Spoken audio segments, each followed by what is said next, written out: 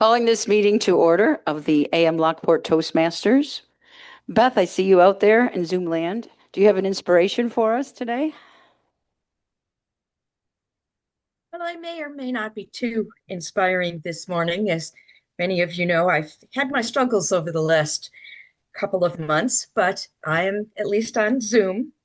So, my inspiration today is in spite of our struggles, I would ask you, all of you, to do what I'm trying to do is shift your focus and be positive. It's easy to fall into the kind of woe is me attitude, but let's shift and be positive today. Thank Fellow you, Ms. Toastmasters. Inspirator. That's right. Give her a nice round of applause. Very good. Okay, call for the Pledge of Allegiance to the flag. I pledge allegiance Pledge to the allegiance flag to the of the flag United of States the of United States of America America and to the republic for which it stands, one nation under God, indivisible, with liberty and justice for all. Do we have any announcements this morning before we get started? I see some a nice guest in the back.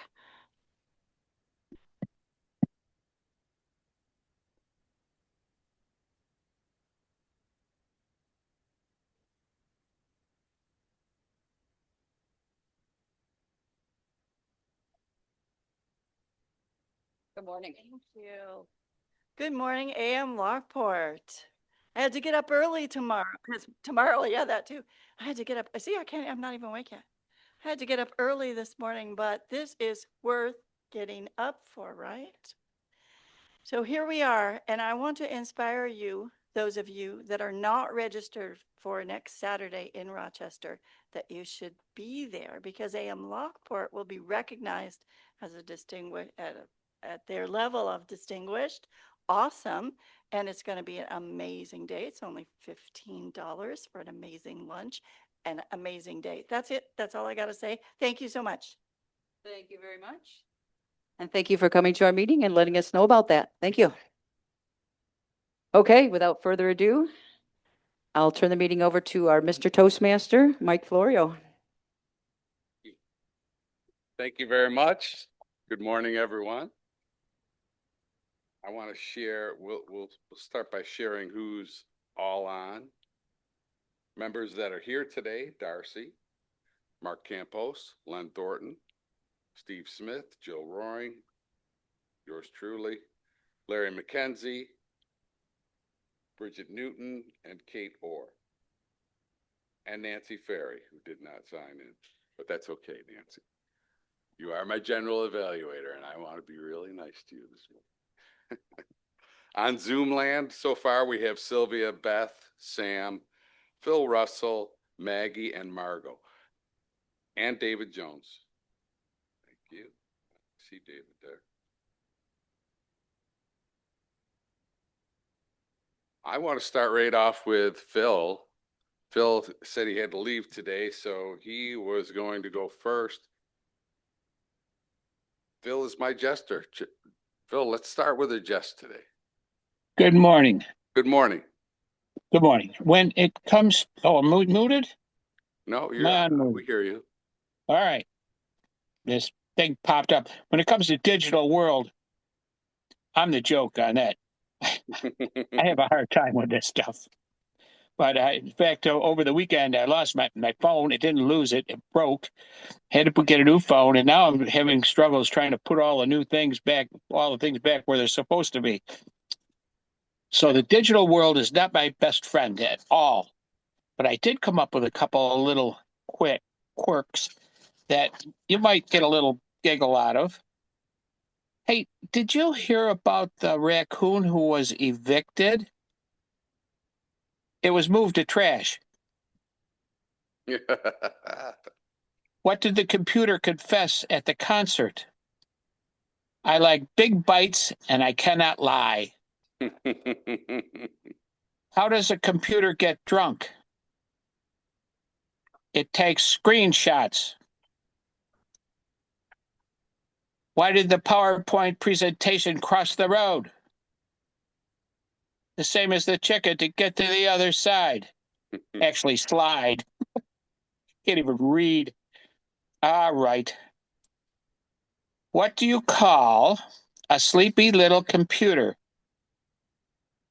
A nap top. I know, they're I went terrible. out on top, you know, but some of the others. All right, I have to go. I have another meeting that I have to attend, so I'm going to be signing off. Everyone have a great day and stay in the digital world. Signing off. Bye now. Thanks, Phil. That really wasn't Phil. That was AI. You couldn't even tell, could you?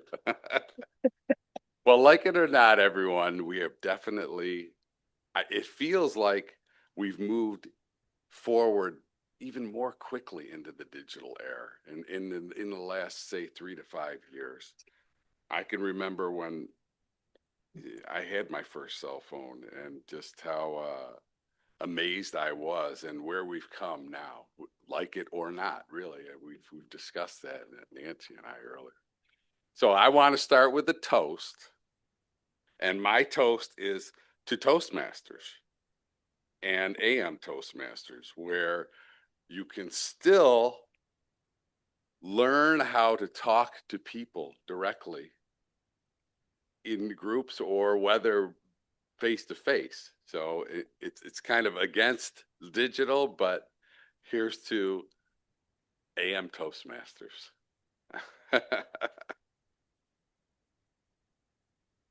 The digital world refers to the interconnected realm. This is the actual, you know, it's the digital world refers to the interconnected realm of computers, internet, electronic devices that permeate the modern life, transforms how we communicate, how we work, how we live. It's a virtual environment where data is created, and data is key, really, and shared and encompassed in a wide range of technologies like smartphones, websites, social media, online platforms. While it offers numerous benefits and opportunities, it also presents disadvantages, and we'll talk about those later, and risks that require education and awareness.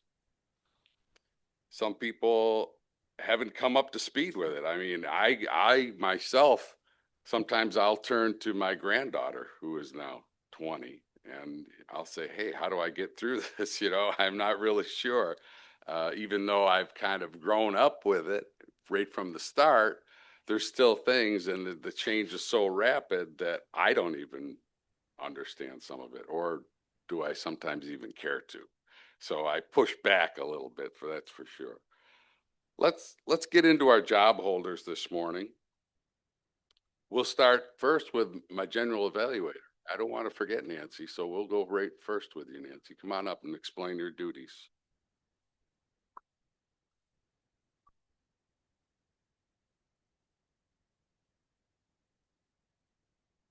Thank you, Mr. Toastmaster, who's a little bit taller than me. Oh, is that what it is? Okay.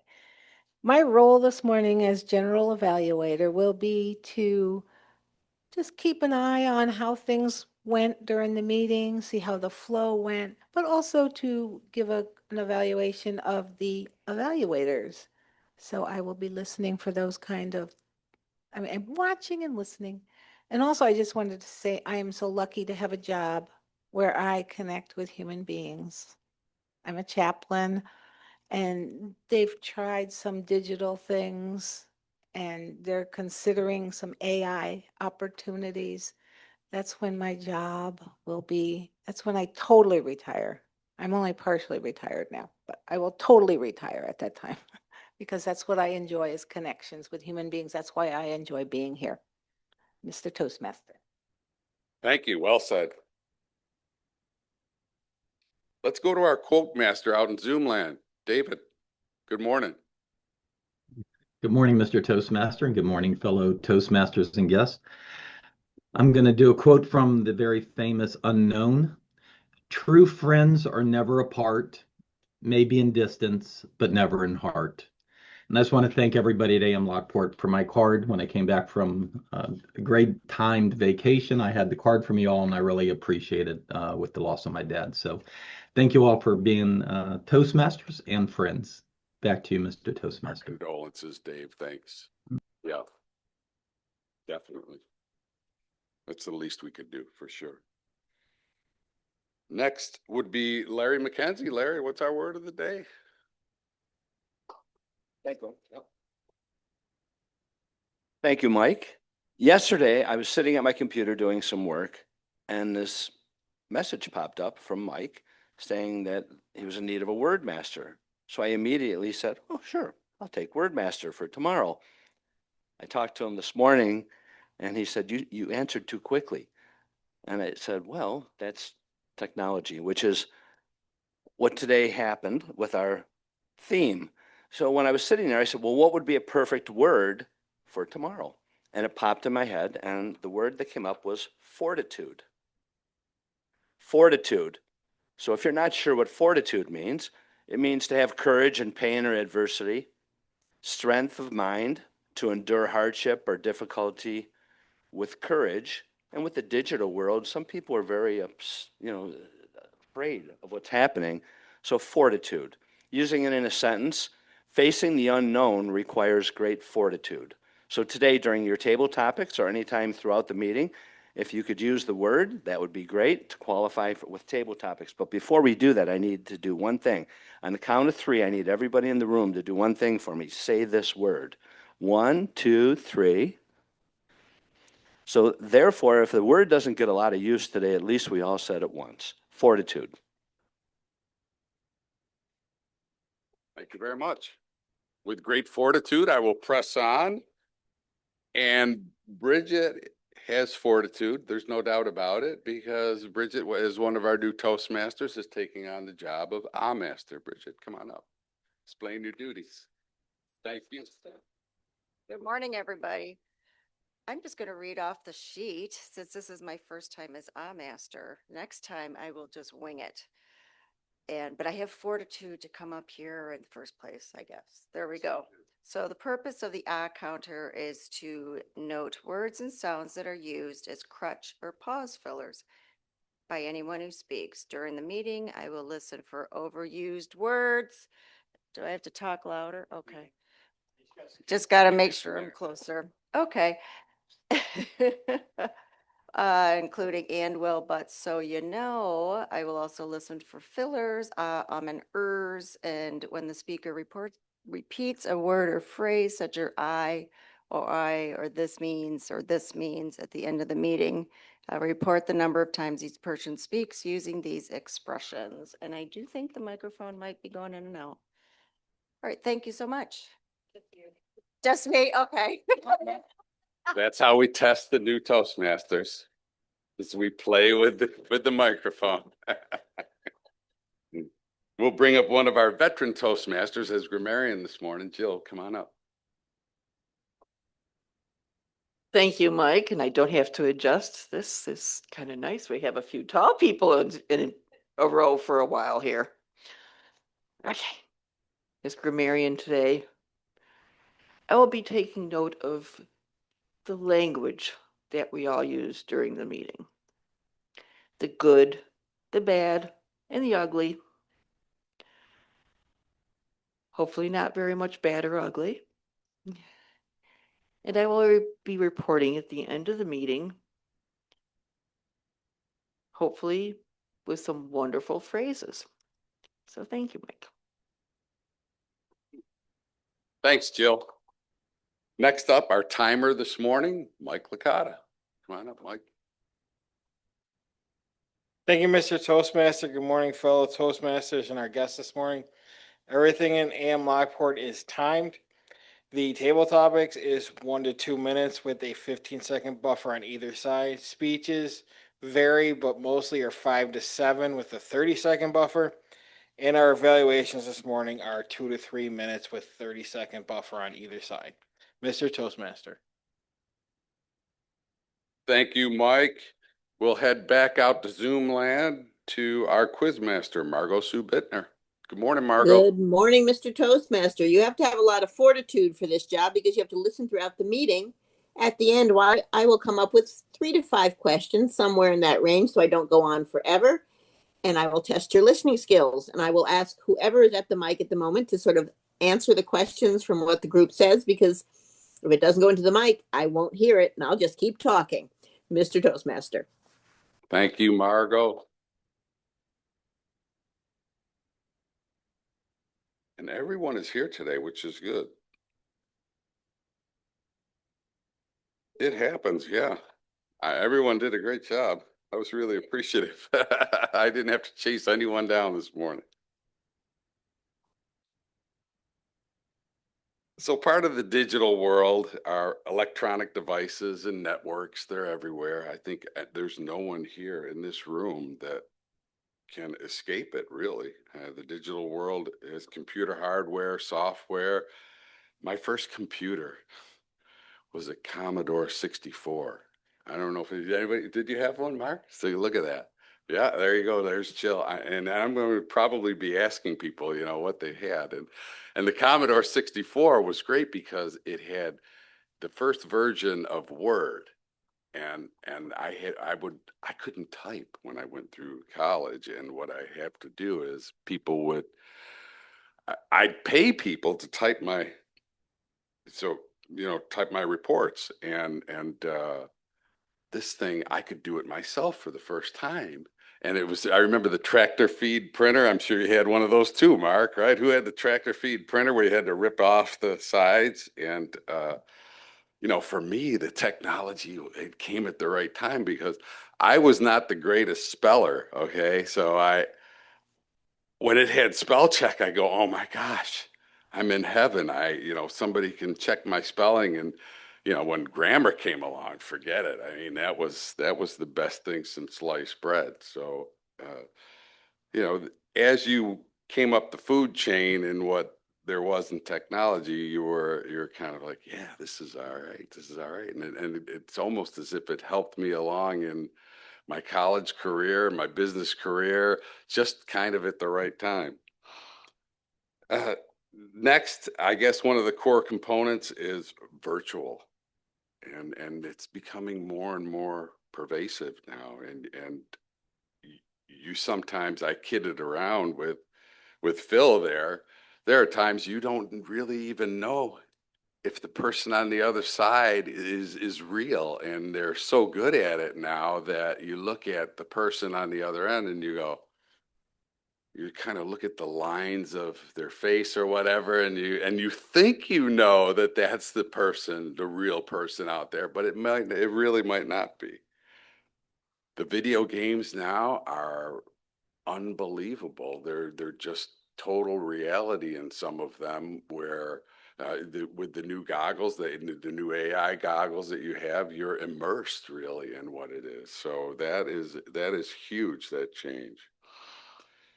Data and information. We're constantly, that's another component of it, is data and information. All the data that we are collecting on ourselves and on our businesses, it's just almost overwhelming at times, is how much data that there is out there of what we do and how we do it. So it's becoming a really for me, a strange world, right? You're not talking with people, and you don't have to be wrong, I guess, but everybody now, they just automatically go to a Google search, don't they? And then all of a sudden you have the answer, whether it's right or not, I don't know, but Google comes up with it, and we don't have a lot of different ways that we can share information now. Now it's kind of, hey, okay, it used to be the joke, right? I went to the computer and I got the information, and maybe it's right or maybe it's wrong, but now it's so automatic for someone to, they want to know what movie there was or what score there was. They instantly go to Google or Google search, and there aren't many others out there, and it kind of limits and narrows where you can maybe lie to me. I don't know. It's kind of an interesting time. That's all. So now with all that, let's move on to the first part. And I see that Tracy is out there. Tracy, good morning. You ready for table topics this morning?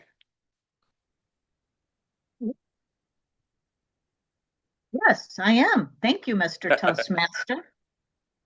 And with great fortitude, I will move on with table topics. And please, all participants use the word fortitude. And my first contestant, I think Dave Licata is out there. Dave, would you like to step up to the podium? He is not out there. Dave is a speaker this morning. Oh, I'm so sorry. So I'm just going to go on to my next question and I'll come up. I'm going to need a volunteer at the end. But my first participant, Sam, would you be willing to talk to us about, and the question is about artificial intelligence, and there's been a lot of debates over this subject, whether the use of it, companies are starting to put policies into place. And I guess I'm wondering, how do you use it? And do you think it's good or bad? Sam.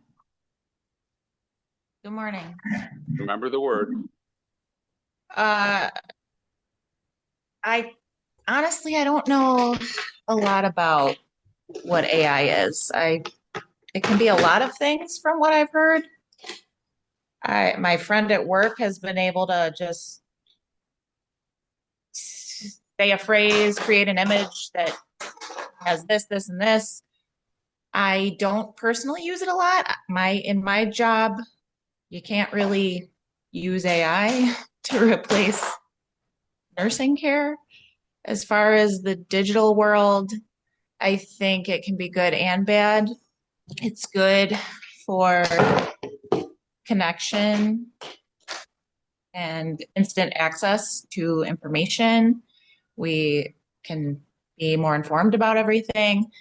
It's bad because it's taken away some of our fortitude, I think, because we don't have the ability to talk to people, especially with constant access to social media and things like that. People tend to, it's not always good for your mental health, comparing yourself to other people. And it's kind of unnatural to always know what everyone else is doing all the time. As far as AI, it kind of seems unnatural also in the same aspect to me. But I'm in a weird position. I've worked with people in the older generation who didn't want to embrace technology and the digital world. But now I'm working with some people that are 10 years younger than me who know more than I do about these things. So as far as the digital world, AI, I think it can be good and bad. Thank you. Thank you, Sam. And I agree with you on all of those things. Darcy, I'm going to ask you, and I have to tell you, I'm old, or maybe just old-fashioned, but I still use a hard copy planner instead of my computer to keep track of my calendars, all of my appointments. When I take notes or keep copies of things, I have 3-ring binders covering my whole back wall. Tell me, in your job and in your life, do you use the computer to keep track of all of your appointments, engagements, notes, or do you use the old-fashioned hard copies? Darcy.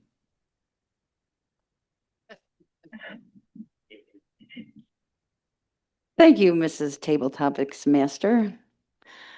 I am the queen of notebooks.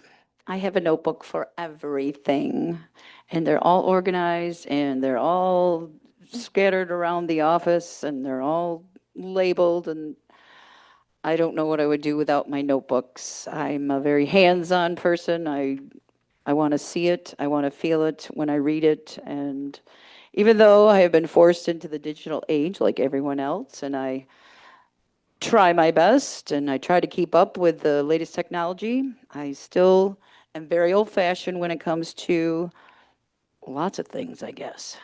I'm still have one of those very large desk calendars, and I could write a book of my life from all the detail on my desk calendar. I could go back to any day there is and tell you exactly what I did, hour by hour throughout that day.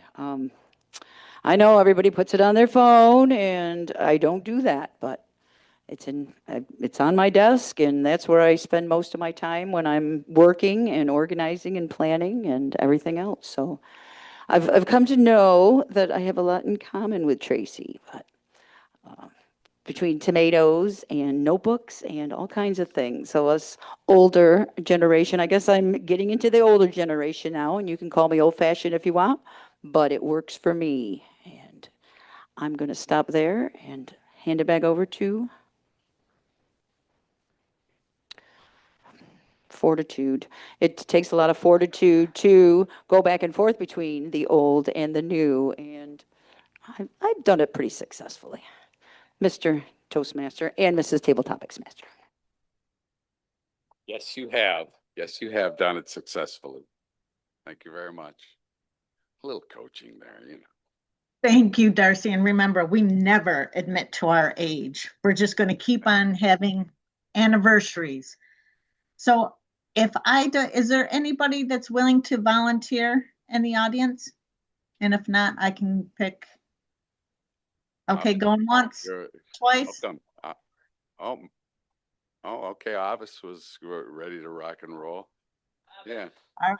You've got a job. Come on up, Avis. We want to know your digital, how you feel about the digital world. Go ahead. I'm not asking the question. Thank you. That's better. Elvis, thank you so much. And this is going to be pretty relevant to you too, because I'm going to ask you, how has the introduction of computers helped you out in your job, in your daily life, and leading us as Toastmasters? Elvis. Thank you, Madam Table Topics Master. You know, I just first have to say it takes a lot of fortitude to get called out. Come on, come on, come up. But here with fortitude, I stand. In my career, from which I am retired as an ultrasound technologist, AI didn't play a really big part, except that everything about ultrasound is technology. The machines are technology, the images are technology. Everything for a long time has been technology. But if I didn't have that transducer in my hand to take those images, technology wouldn't make any difference. So I think that humans are better than technology. But then, as district director, if I didn't have technology that I could sort through all of the club success things and everything that's involved in running a district, I would be lost. So I needed that technology. Now, when I write the newsletter and such things as that, I like to write and I like my paper journals, and it's all from my head. I don't use technology for that. But technology is here to stay. What can I say? My gosh, it even takes fortitude to look at that. Thank you. Let's bring up our word master first. Come on up, Lawrence. Did I do something wrong? I'm gonna get the ruler. The ruler. Okay, never mind.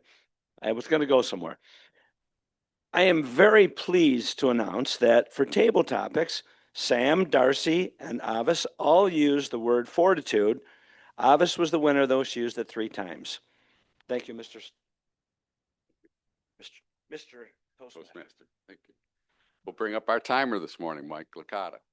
Hey, Mike. Thank you, Mr. Toastmaster. I can confirm that all 3 of our table topics participants qualified this morning. Sam came in at 157, Darcy came in at 151, and Avis came in at 127. Thank you. Thanks, Mike. So please cast your votes for either Sam, Darcy, or Avis this morning. We'll talk a little bit more about the digital world.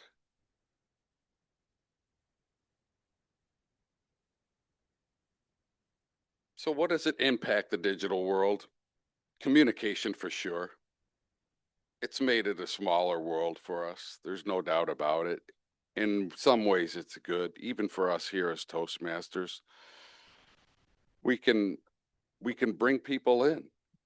We've never had a chance to do that before. And now we're bringing people in from the other side of the world, from China. And we're bringing people in from North Carolina, which is a wonderful thing for communication. I think a smaller world where people can talk, get together, share ideas is a lot better than wondering what's going on in China. And so I believe in that respect, we're moving forward with the digital life. Our daily lives, has it made it easier? Maybe in some respect. I know for me, I work from home now. Everything that I do is digital. I have digital meetings with people. I don't have to see my boss as much. I'll just get online. We'll have a little conversation, maybe face to face with Zoom call, which I think we were way ahead of the curve here in Toastmasters when it came to Zoom, thanks to these two gentlemen over here and this one right here, where I know where I work now that people are reluctant, right? And they don't have the fortitude to go in front of the camera, where us, it's kind of, yeah, no problem. Oh, my hair's a little messed up today. Oh, well, so what? You know, it doesn't even matter to us, where there are people that are we call them our LCs, our logistics coordinators, where they'll kind of hide out a little bit, you know, and you won't see them. And some of them I don't even still know what they look like because they are reluctant to go on camera. So in that respect, it's really taken over in my daily life, and it's allowed me to work from home, and I don't have to travel as much, and I'm tighter with my family. So that to me is definitely a pro. Education, wow, you don't even have to go into a classroom anymore. You know, you just stay at home, and maybe it's your professor, maybe it's somebody in AI. Even with us here in Toastmasters, okay, we go online to AM Toastmasters International, and we go through a course now inside of it. You know, we don't even realize we're not being taught by a person as to what the next level is. We're going through and we're going, okay, next page. Yeah, here we go. Next page. And I'm even doing that at work now, because you have to, AI is so complicated that you've got to go for a 45-minute tutorial on how to navigate through AI and what to be careful of. And we'll talk about that in the cons. Yeah, go ahead, Marty.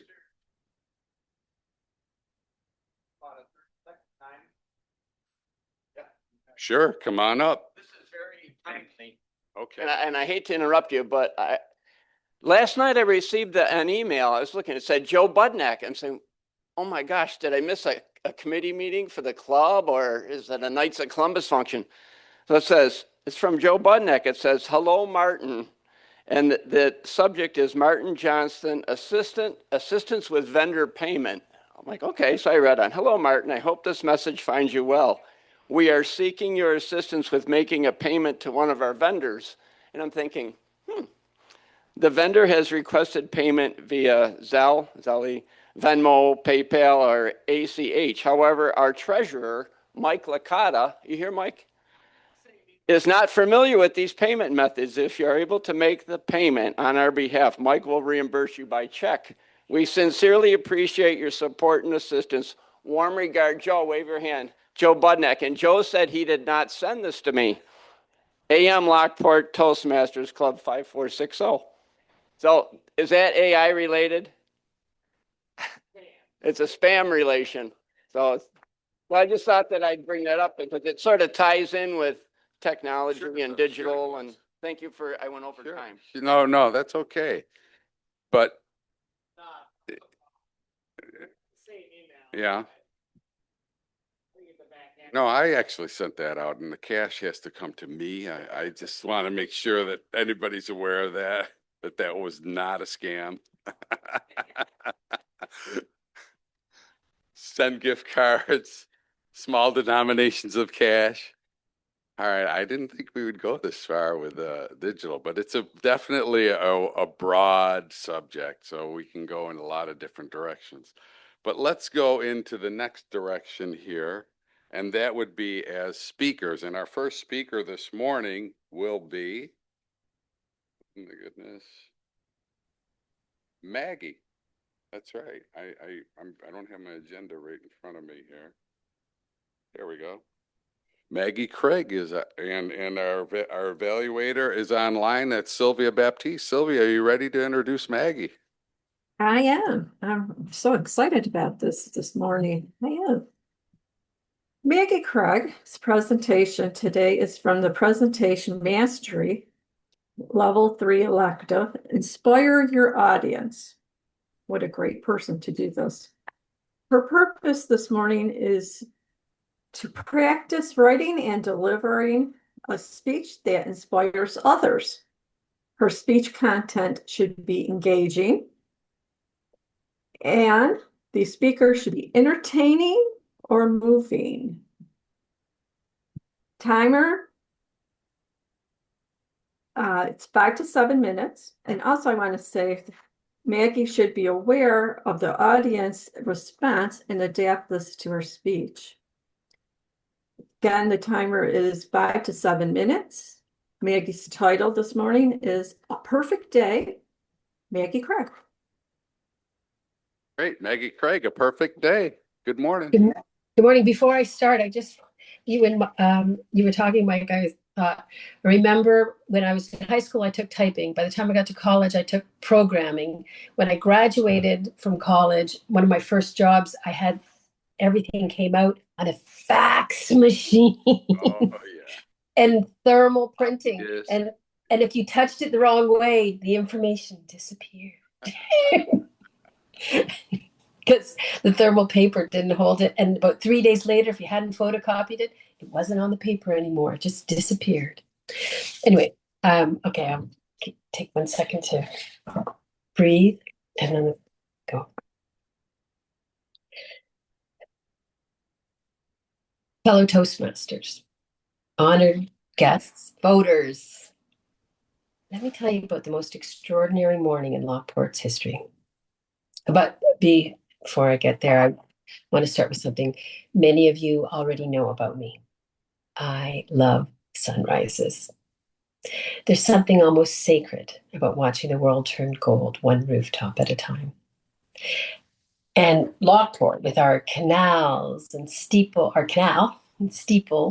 our history, it's especially beautiful in that first light. So picture this. It's election day. And that sunrise, it isn't just beautiful, it's enchanted. And somehow, amazing as this may sound, for the first time ever, every single registered voter in Lockport showed up. Every single one. The line at All Saints Church stretched up Market Street, wrapped around the Cornerstone Ice Arena, and ended up somewhere near the Flight of Five locks, where one optimistic soul was selling coffee out of a canoe. Was that you, Mr. Licata?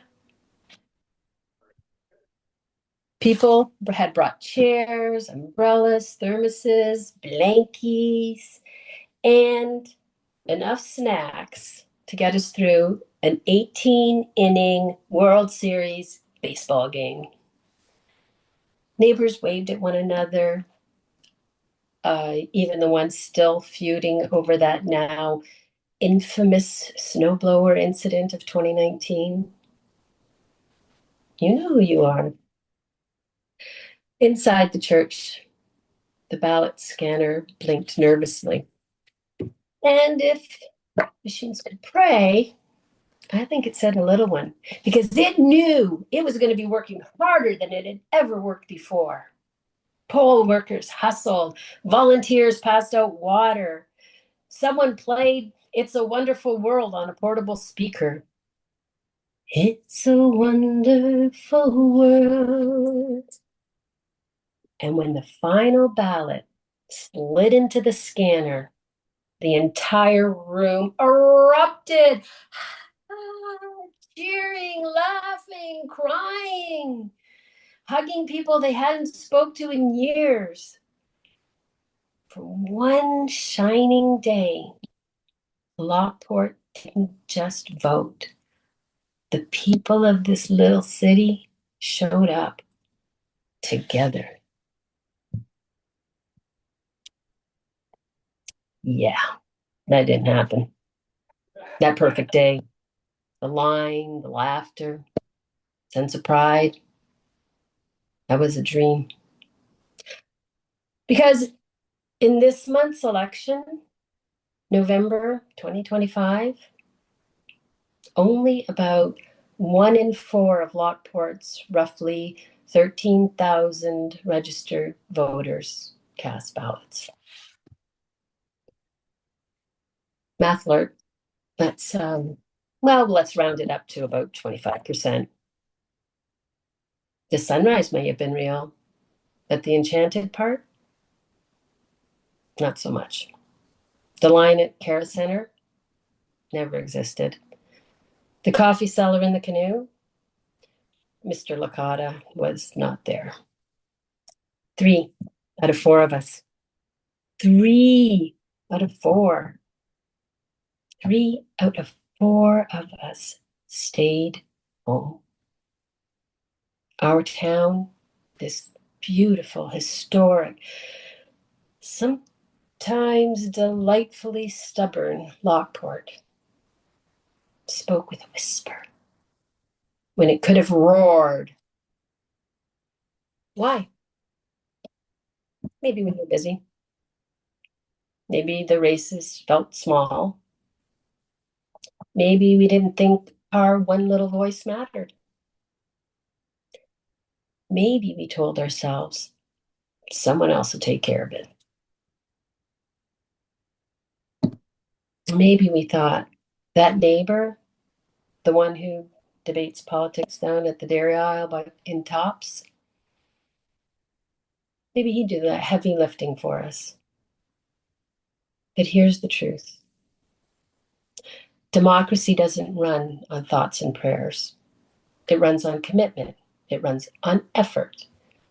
It runs on people who are willing to take 15 minutes out of their day to say, I'm here, I care, count me in. Change doesn't come from the loudest voice. It comes from the people who show up. It comes from the people willing to stand in line, long or short, because their voice matters. When we don't vote, we shrink our story. We hand over the pen and hope someone else will write the ending. But when everyone shows up, even just on one glorious, golden, enchanted day, we do more than vote. We define who we are. We have the fortitude to write the next chapter of Lockport together. So, next election, I want you to picture that perfect day again. The line stretching up Market Street, the laughter of neighbors who remember they're on the same team, and Mr. Licata selling coffee in his canoe. We don't have to wait for the dream to make it real. We just have to show up. Because the day that Lockport votes, truly votes, that won't be a fantasy. That'll be history. Thank you, Mr. Toastmaster.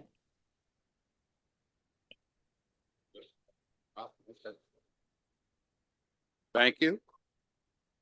Our second speaker this morning, Kate Orr, will be evaluated by Stephen Smith. No? Oh, I got it a little threw me for a loop. Marty? I'm definitely throwing. Sorry, Mike. In this digital age, I took advantage of something I've been talking about for months. I'm finally doing. The speech today will not be given by me, but we have a video of one of the champions that 4 of the people in the space today saw in Philadelphia. So you'll see one of the champions, and the reasoning I am doing it today is because our contest is next Saturday. Reminder, the contest. And Maggie, who just spoke, is our contestant. And moving on to the next level, that is November 22nd. I hope you can go to Roberts Wesleyan. 8 weeks after that, January 22nd, will be the next contest here in the club. So January, a reminder, is the club contest level, and it's international and humorous, I believe, international and humorous. So we're watching an international speech today. For our newer members, that is an inspirational speech. It's called international, but it's something inspiring. So it won't be evaluated. Maybe think on how you would evaluate, or just listen to this kind of inspiration. This is an international speech. Oh, and I left the name of the competitor, Mohammed. It's a longer name, and it's I think I'll just leave it at that. The title is Raindrops, and I appreciate our technology team and our Toastmaster for letting me throw this at you instead of giving you a week's notice, which you should always tell your tech team by the Monday prior to the meeting. They deserve a raise. And it's a link of the traditional length, so the timing can take a break and our evaluator can take a break, and we're going to watch Mr. Bin Muhammad give an amazing speech called Raindrops. Go ahead.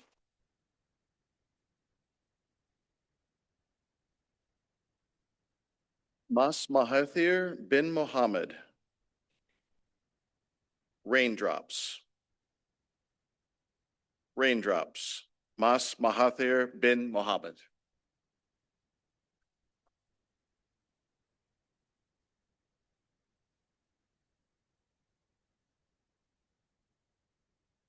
Thank you, contest chair. You're welcome.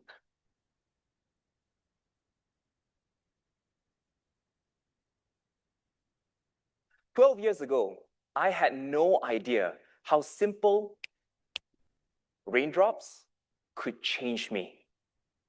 Curious? Let's go back to 2013. I'm a self-absorbed 20-year-old who cares about me, myself, and money. Helping others, not my priority.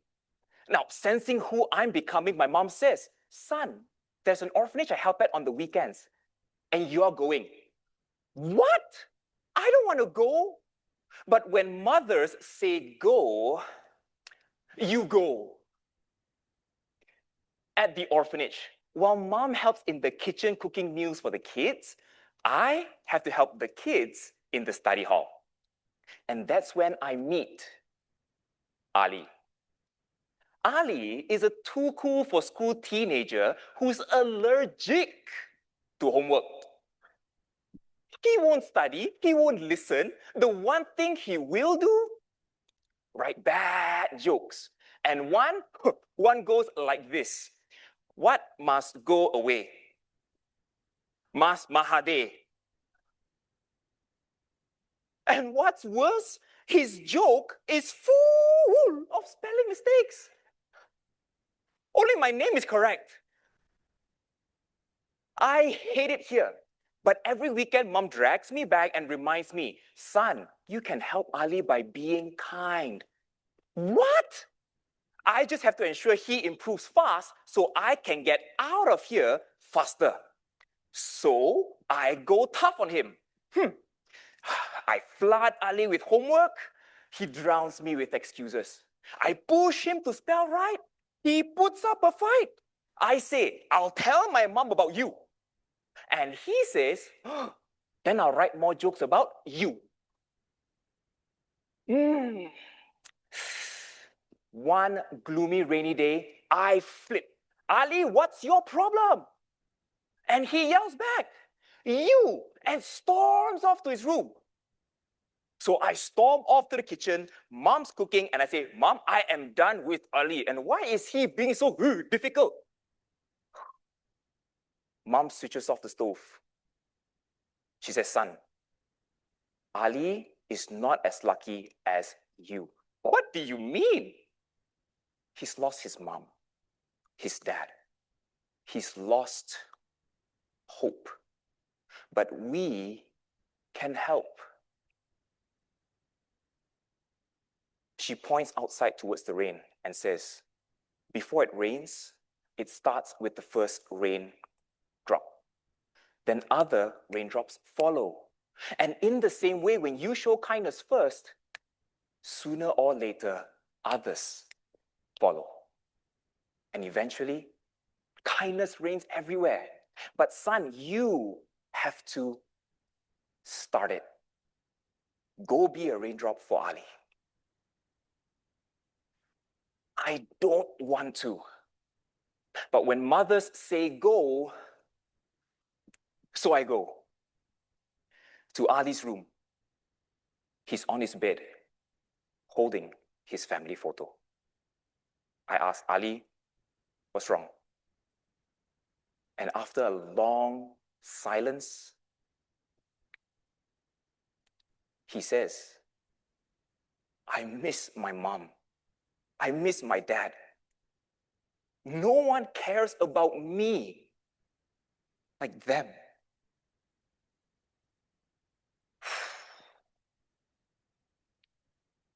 Those words flood me with shame and guilt. My 20-year-old brain starts realizing he's not here by choice. He's not as lucky as me. Then mom's voice echoes, be the first raindrop. I sit next to him and I say, Ali, I'm so sorry. And I just listen. And it turns out that's all he needs, for someone to show just a little bit of care and kindness. And so I sit there, comforting him, listening to him, until the sun comes out.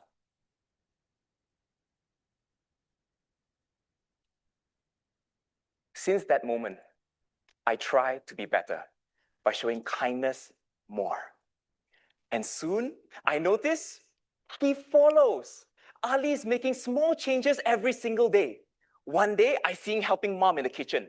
Another day, he shares his food with another kid who didn't have enough. He even pushes other kids to do homework. What? But mom's right. When you show kindness first, sooner or later, others follow. And I kept helping Ali at that orphanage for 6 years, while mom's lesson stayed with me since. You see, in our world today, we witness so much hopelessness, loneliness, ignorance, and the list goes on. And we can either look up waiting for the first raindrop, or we can be the first raindrop. How? By lending a hand to a stranger, standing up and speaking up for somebody in need, or showing care for someone, even if they're allergic to homework. Well, last year, we received an email from Ali, and it moved us for 2 reasons. One, no spelling mistakes, thankfully. And 2, it said this: Dear Mr. Ma's auntie, thanks for caring back then. I got into college and I started volunteering too. My friends, online and on-site, snap your fingers with me. Imagine how beautiful this world could be if we choose to be raindrops like this. So remember, when you show kindness first, others follow. So let's make it rain kindness everywhere we go. Let's be the first raindrops.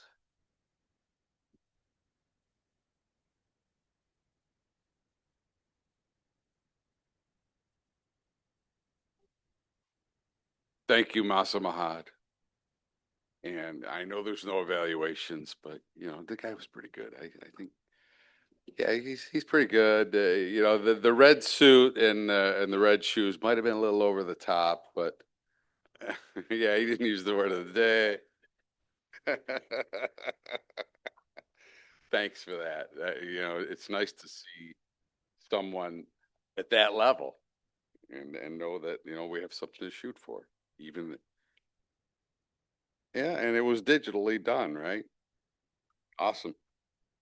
Our next speaker, Dave Licata, will be evaluated by Marty Johnson. Marty. Go ahead. Thank you, Mike. And I must say it was with great fortitude that I was able to come up here and tell you that little story about the email that I received and tied it in with the digital world, Mike. So thank you for that. Our next speaker, Dave Licata, is working in the dynamic leadership path. It's a level 3 elective using descriptive language. Timer, 5 to 7 minutes. The purpose is for Dave to practice writing a speech with an emphasis on adding language to increase interest and impact. The title is Paint the Picture. Please help me welcome Dave Licata. Dave. Paint the picture. Paint it. Don't start my time yet. I have to tell my quick computer story to go with the theme. I'm in charge of the DeSales 67 page on Facebook. I'm the administrator, and every day I get 3 requests from people I've never heard of that want to join our page, and I've done very well keeping them out, except some chap from India got through and is now selling sweatshirts with the wrong logo, the wrong colors and everything. But God love him, he got through.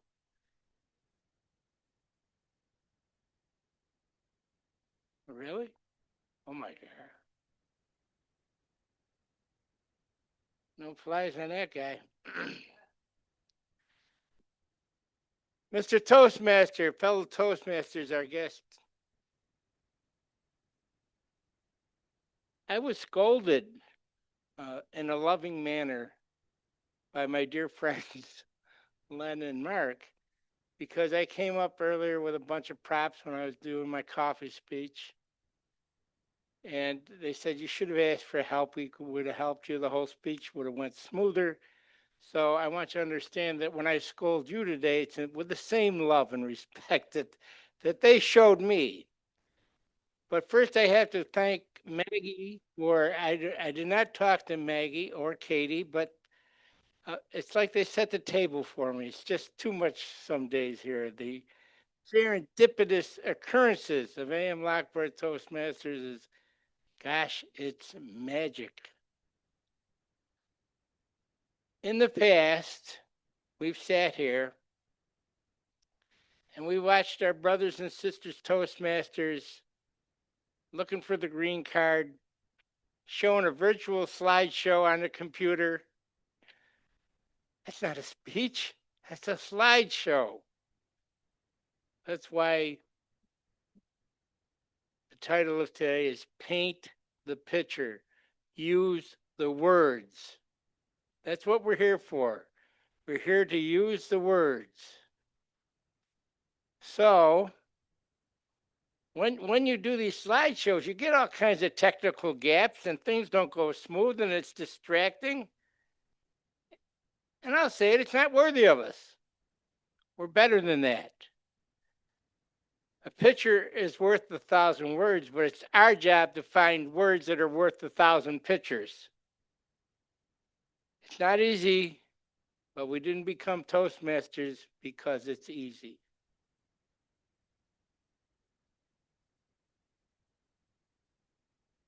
Sadly, we've all done speeches just waiting for the green light.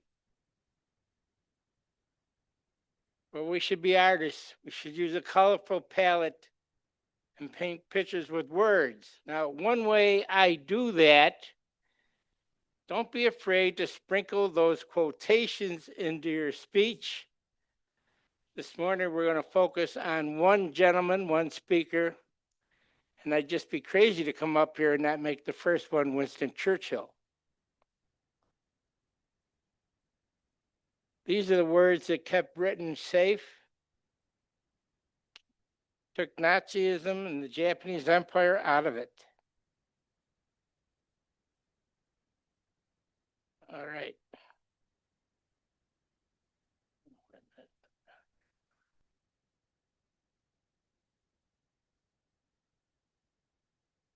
It was Winston Churchill that said, "A joke's a very serious thing."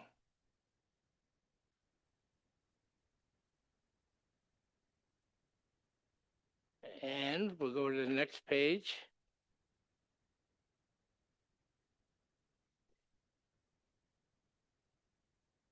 Okay. After the Battle of Britain, where the British RAF, the Royal Air Force, saved the day because they had the Spitfires, the state-of-the-art plane, Winston Churchill summed it up very quickly. Never in the field of human conflict was so much owed by so many to so few. That's a good phrase, never so few.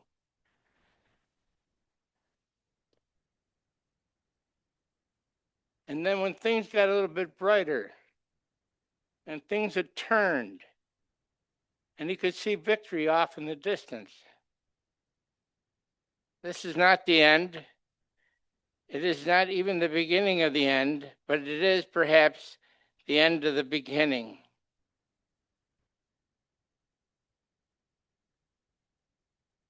And my favorite thing is to reinforce what I said earlier. It is a good thing for an uneducated man to read books of quotations. I know when I'm weak, and that's why I have at least 3 books at home on my shelf full of quotations. Don't be afraid to sprinkle them in.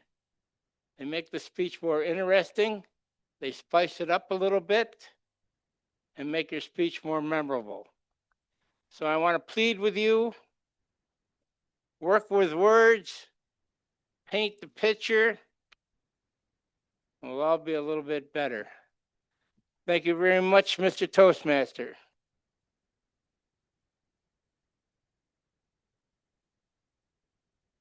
Thanks, Dave. Now I'd like to bring up our timer, Mike Licata, see how our speakers did. I think the guy with the red suit, he went over though. I think he made it, right? That's why he came in second, right? Maggie came in this morning at 7:01 and Dave Licata came in at 5:17. So both of our speakers this morning qualified on time. It's your Toastmaster. Thank you. So please vote for our speakers this morning. And before I hand the meeting over to Nancy, I just wanted to maybe talk a little bit more about the digital world and maybe go over some of the cons. As I said yesterday, I had to go through 45 minutes of what to look out for in the digital world, how to be careful, how to create my password. My password isn't long enough anymore. It has to be 10 characters. And then I have to change it every 3 months, and I can't use the same 10 that I had. So that, tends to irritate me a little bit because I don't have one password. I have a password for everything. So I have an Excel spreadsheet for all of my passwords that I have to make sure that I change. And then now, even though I have a password, there's an authentication process. So if I left my phone over in the living room and I'm in my office, I have to run and go get it and make sure I get the authentication and put it in on a site that I've been to 50 times. So I'm a little upset with that. Okay, so everyone agrees on that. Then I have to watch out for fishing at work. And that's what I think, Marty, that's fished. He was fished, right? Then there's smishing. I don't know if anybody's heard of smishing. That was kind of a new one I heard, this smishing. Smishing is with text. So if you get smished, well, I guess maybe you got smished, Marty. I'm not sure. Or it was email? Okay. So, and then there's vishing. That's through voice. And that was another one that I learned yesterday. So I'm constantly learning some new stuff here. Then, the other thing that kind of gets me is the whole biometrics thing, right? I mean, okay, when we went to London this time, it wasn't just here's my passport. You have to stand in front and then they take a picture of your face and then I don't know, they get about 10,000 points on your face, maybe even 10 million. So now when you're walking down the street and they're photographing you, they know who you are. It doesn't matter if you've got a mask on that day or what you have. There you go. Well, now that brings up another point, Dave, is now I used to collect the tickets at the Bills games and the Sabres games because it was kind of cool to have them around as even memorabilia. That's gone now. You can go into a Bills game and not spend $1, but you've spent 1,000, right? Because you don't bring any cash with you anymore to any event anymore. And even the 50-50 they've got down that you can't, that, oh, here's $20, I'll give it a shot. Well, that's gone.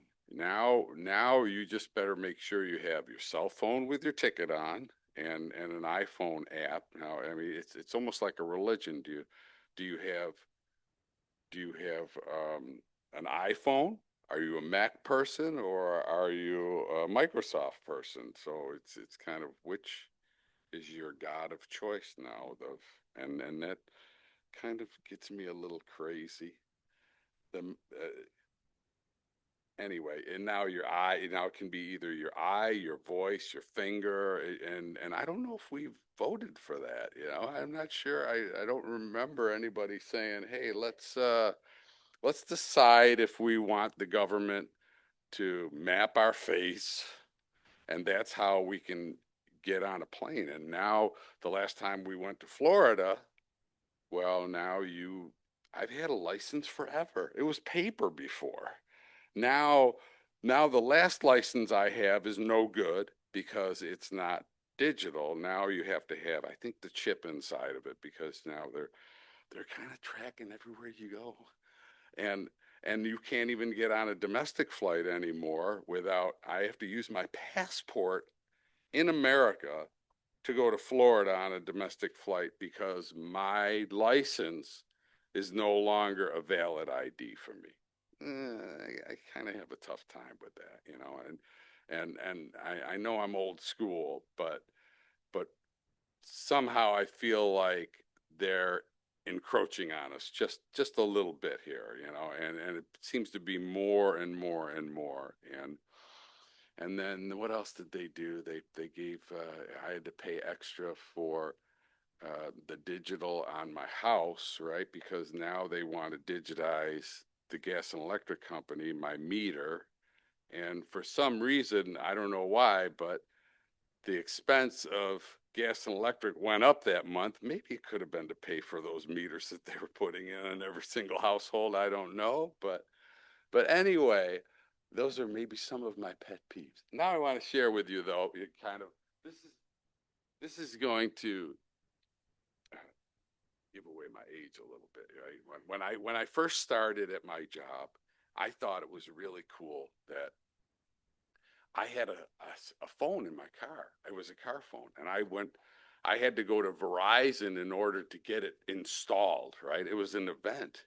You drove your car into Verizon like you were driving into Jiffy Lube or something, right? And they went through your car and they installed a car phone.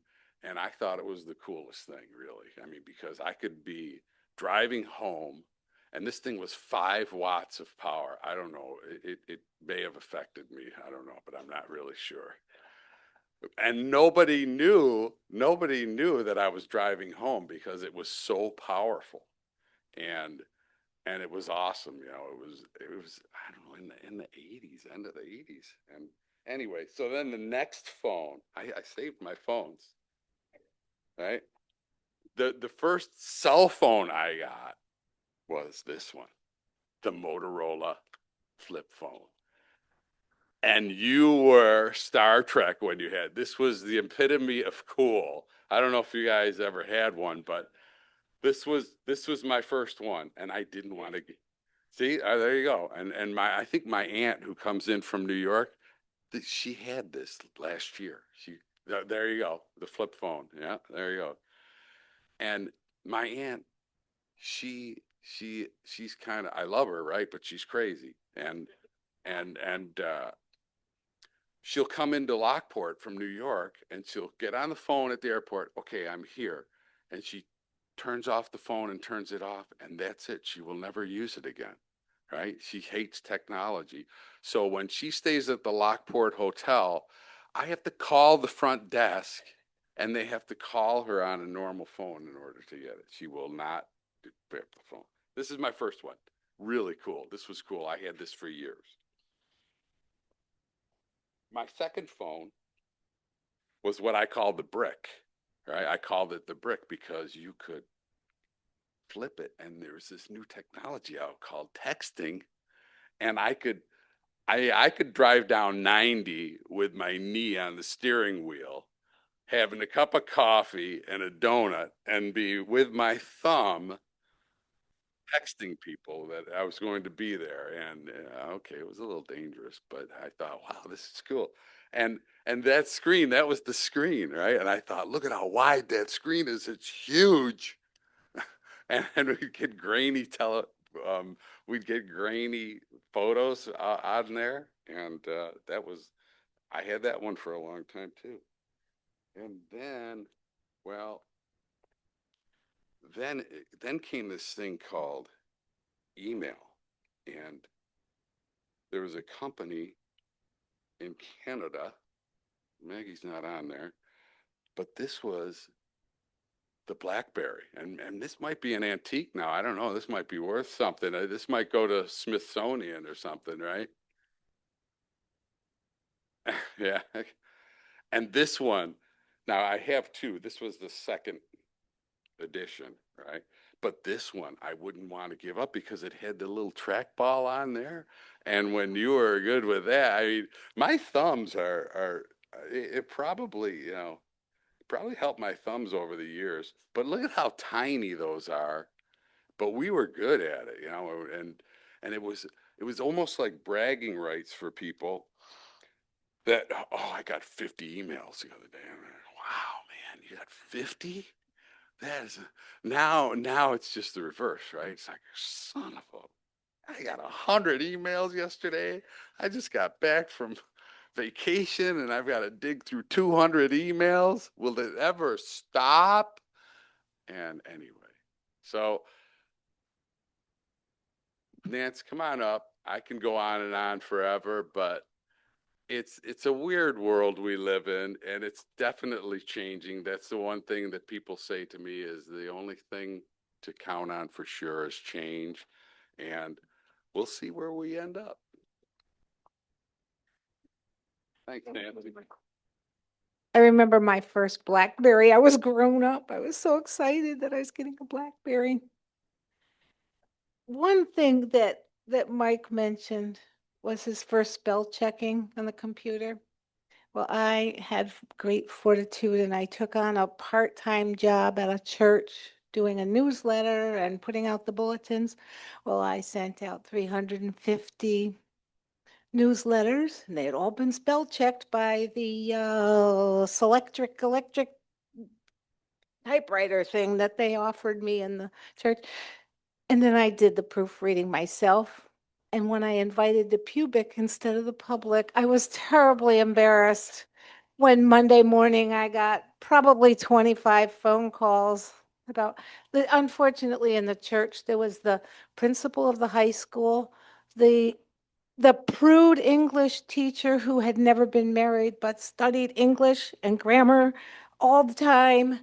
She was in my church, and there were assorted other very intelligent people, and people, at least I knew people were reading the newsletter. Anyway, I spelled it right. Yeah.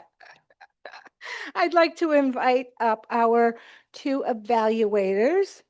Well, Sylvia, I guess I can't invite you all the way up, but please shine your face on Zoom there and share your evaluation of Maggie's speech this morning. Okay, Nancy, thank you.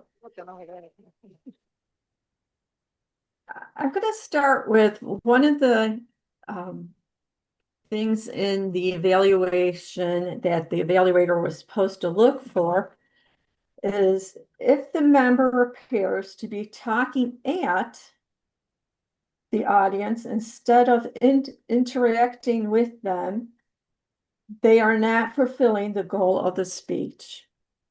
Maggie succeeded in this, in my opinion. She used a camera to her advantage. She used paused, when she was talking, she paused at the right time, which drew us in a little more. And if you live in Lockport or been to Lockport, you could visualize where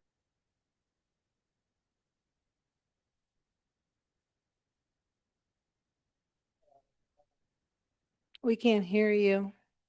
Did you hit mute button or anything? she wasn't trying to talk above everyone's intelligence over them. And now I have the hardest part is where could Maggie improve this presentation? It's hard. I think Maggie, if you were standing up instead of sitting down, that might help because we would see more gestures.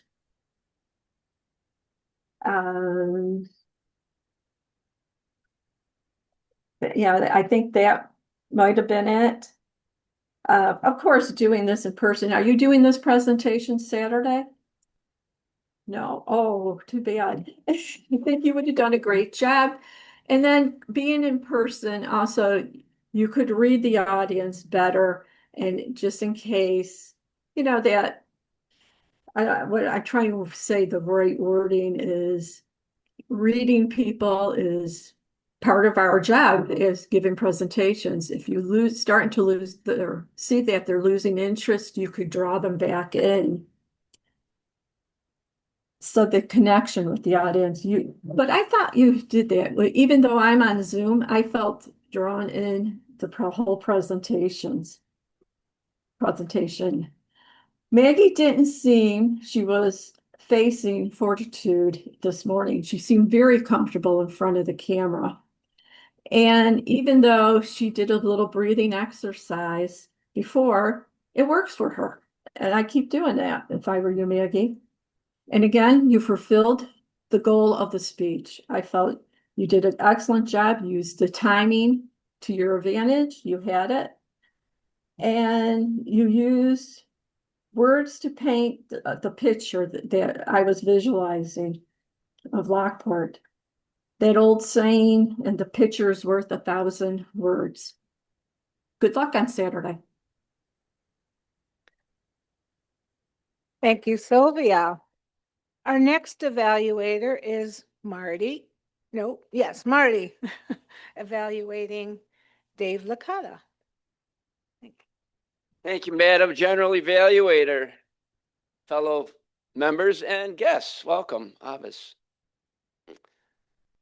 And David's purpose was for him to practice writing a speech with emphasis on adding language to increase interest and impact. And I feel that you did that, Dave.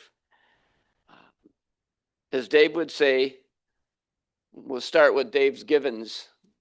Dave, you had a good presence up here. You had good eye contact, not only with the room, but also with the camera and Zoom. You explained the title. And then you said, a picture is worth 1,000 words. and a word is worth 1,000 pictures. And I wrote that down. I thought that was pretty interesting.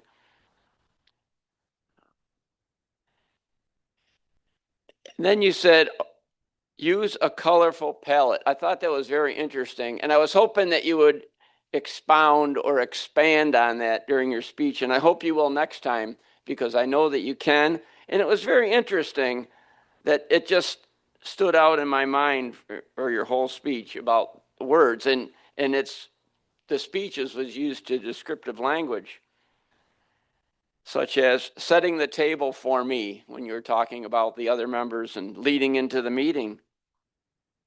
Very interesting project. A couple things you may want to work on. I noticed that you were looking for a page in your dictionary, in your book of quotes. What I would suggest in the future, perhaps tape a little Post-it note and number it on your outline. You did. I didn't see it, but perhaps make it a little easier to grab. There was just a little bit of silence and pause, which is natural, but it may have been a little bit more prolonged. But I think that would help you, perhaps making them a little bigger or easier to grab. And more gestures. Perhaps use the gestures with your words to exaggerate it a little bit, to make the speech even more engaging and interesting. Therefore, David, to challenge yourself, I feel you could use the time clock to your advantage more effectively, because your time was 5:17 and you still had a minute, almost 2 minutes. With that said, perhaps you could include a couple more examples from personal experience and use one or two similes, one or two more metaphors. But overall, Dave, I feel that you accomplished the speech objectives. Very well done. Thank you, Madam General Evaluator. Thank you. Thank you, Marty. And Mike, can we have a timer's report, please? Right on the ball.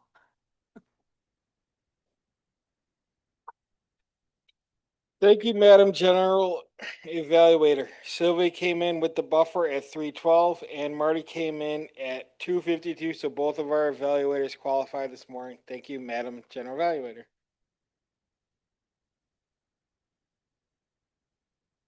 Please cast your ballots for either Marty or Sylvia. While we're doing that, I'm going to ask our awe master. Did we have an awe master? Yes. Where are you? There you are. Please tell us how our ahs were not at all here today. I wish, right? Yes, thank you. So, as the master, I wrote down names and then I tallied up, but I thought it pretty much everybody. I know, I don't understand this. Let's start over, shall we? So, anyways, I wrote down everybody's name and what they did or did not do. Pretty much the only people who didn't use an or repeat a word or an was Tracy and Nancy. Everybody else did at least one thing. We had overall, I put 6 ahs, 2 repeated words, 9 ums, 2 fillers, and 2 you knows. Thank you very much. Thank you.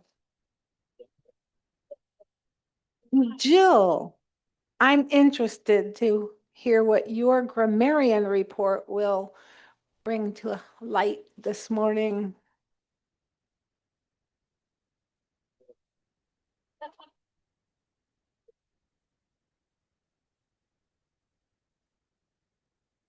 There wasn't a tremendous amount of good, bad, and ugly today. There was one dropped G that that Steve caught. And that was Marty. He said hoping instead of hoping. Okay.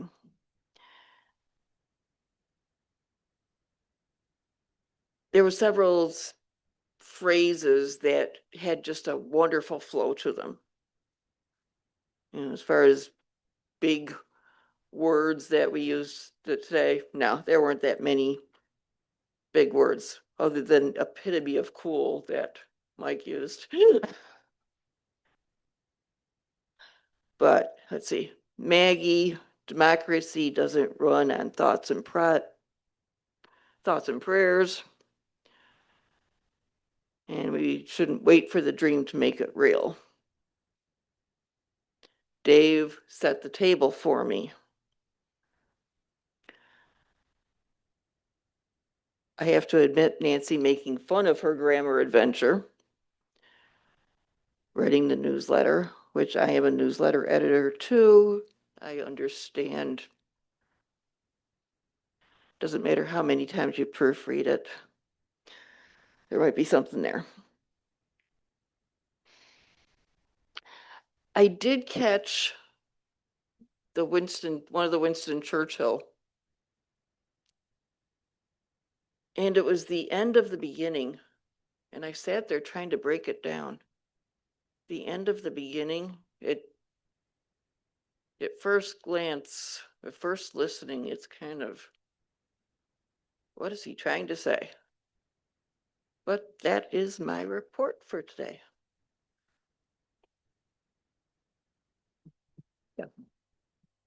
Thank you so much, Jill.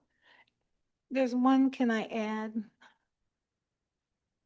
Dave and Sylvia both said pitcher. That's one of those things that I don't know if it's a New York thing or what, but a pitcher is a baseball pitcher, or that's a hitter or whatever, pitcher. And a picture is something that is on the wall in Connecticut. But I've heard a whole lot more of it up here, but it just bugs me. Okay. I think we have one last report, word, correct? 2, what's the other one? Quizmaster.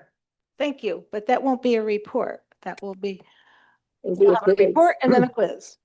Quick And quiz. since it's running late, I have 3 quick questions. When is the conference and how much is lunch? $15. $15 in Rochester at Wesleyan University. Who actually sent Marty his email? AI, maybe? A spammer of some sort, Spammer. right? And according to Maggie, what percentage of voters actually voted in Lockport? 25%. 25%. Absolutely correct. That is my complete report, so we can move on. Thank you most kindly. Time for the Word Master Report. Quickly, I know we're running short on time, but in regards to passwords, I had a little booklet that had every password for about 40, 50 different things because they were all different. I carried it in my backpack and I did a job down at ECC in downtown Buffalo. Stopped for lunch. My truck got broke into. Someone stole my backpack with my computers and my iPad, along with all of my passwords.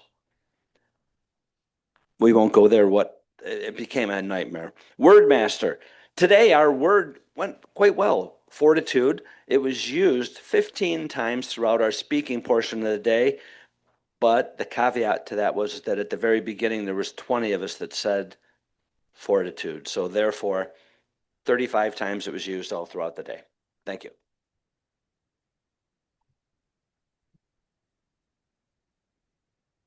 And I have the fortunate opportunity to announce the winners. Our table topics was Avis. Avis, yay. Well, congratulations.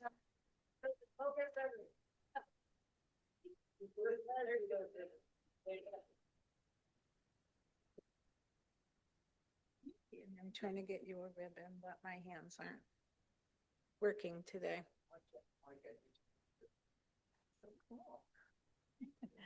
Thank you.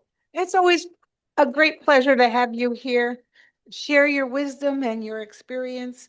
And our best evaluator is Marty.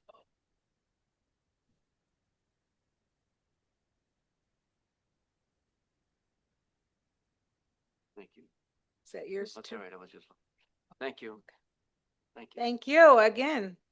Wonderful evaluation. And our best speaker, drum roll, is Maggie. You there, Maggie? Here's your ribbon. Come get it next week. We'll dangle it in front of you. Even though I don't have it, we'll dangle it so that you'll come next week. And just as a side note, I saw Nancy at the election.